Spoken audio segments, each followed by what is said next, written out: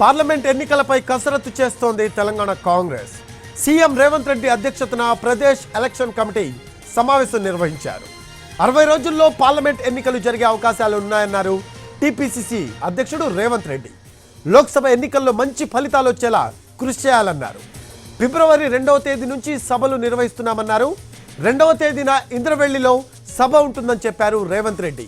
ఇప్పటికే పార్లమెంట్ నియోజకవర్గాల వారీగా ఇన్ఛార్జ్లను నియమించామని, పార్లమెంట్ నియోజకవర్గాల వారీగా సభలు నిర్వహిస్తామన్నారు రేవంత్ రెడ్డి. పార్లమెంట్ ఎన్నికల్లో తెలంగాణపై ఎక్కువ బాధ్యత ఉందన్నారు ఏఐసీసీ ఇన్ఛార్జ్ దీపాదాస్ మున్షి. రాష్ట్రంలోని అన్ని లోక్సభ స్థానాల్లో విజయం సాధించేలా పనిచేయాలన్నారు.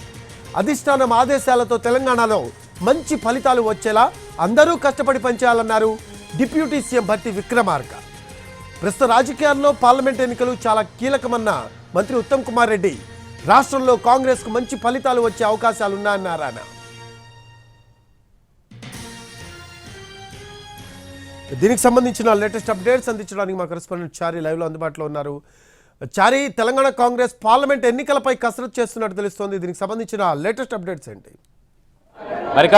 మరి కాసేపట్లో సీఎం రేవంత్ రెడ్డి మీడియాతో మాట్లాడబోతున్నారు. పార్లమెంటు ఎన్నికలకు సంబంధించి అభ్యర్థుల ఎంపికకు సంబంధించినటువంటి వ్యవహార ఎలా వ్యూహాలని అనుసరించాలి అనే దానికి సంబంధించినటువంటి అంశాలన్నిటి మీద కూడా సమావేశం కొనసాగుతుంది. పార్లమెంట్ ఎన్నికల్లో అభ్యర్థుల ఎంపిక, అలాగే పార్టీ అనుసరించాల్సినటువంటి వ్యూహాల మీద ఇప్పటికే కాంగ్రెస్ పార్టీ కసరత్తు చేసింది. దాంట్లో భాగంగా ప్రదేశ్ ఎలక్షన్ కమిటీ సమావేశమైంది. సుమారు గంటన్నర పాటుగా ఈ సమావేశం కొనసాగుతుంది. ఈ సమావేశంలో సీఎం రేవంత్ రెడ్డి అధ్యక్షతన జరిగింది. Deputy CM Bhatti Vikramarka, AICC రాష్ట్ర వ్యవహారాల ఇన్ఛార్జ్ దీపాదాస్ మున్షి కూడా ఈ సమావేశానికి హాజరయ్యారు. ఈ సమావేశంలో ప్రధానంగా పార్లమెంట్ ఎన్నికల్లో తెలంగాణలో పార్టీ అధికారంలో ఉన్నటువంటి నేపథ్యంలో పూర్తి స్థాయిలో మెజారిటీ సీట్లను సాధించాలనేటువంటి లక్ష్యాన్ని కాంగ్రెస్ అధిష్టానం రాష్ట్ర పార్టీ నాయకత్వం మీద పెట్టింది. సుమారు 12 సీట్ల వరకు కాంగ్రెస్ పార్టీ గెలవాలనేటువంటి లక్ష్యాన్ని కాంగ్రెస్ నాయకత్వం అంతా కూడా రాష్ట్ర పార్టీ ముందు ఉంచింది. అయితే ప్రస్తుతం జరుగుతున్నటువంటి పరిణామాలన్నింటినీ కాంగ్రెస్ పార్టీ తనకు అనుకూలంగా మలుచుకునేటువంటి ప్రయత్నం చేస్తుంది. దీంట్లో భాగంగా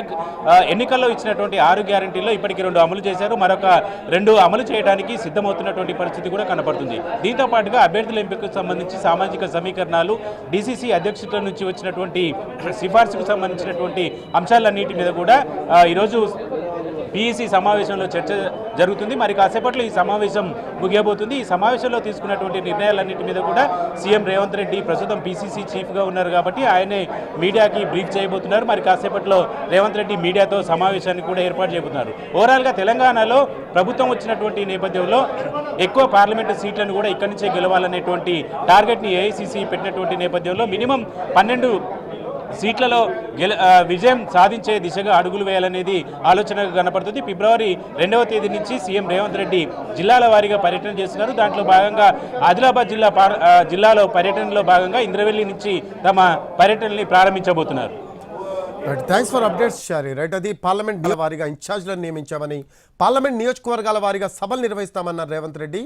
మరి కాసేపట్లో రేవంత్ రెడ్డి ప్రెస్ మీట్ ఉండే అవకాశం ఉంది.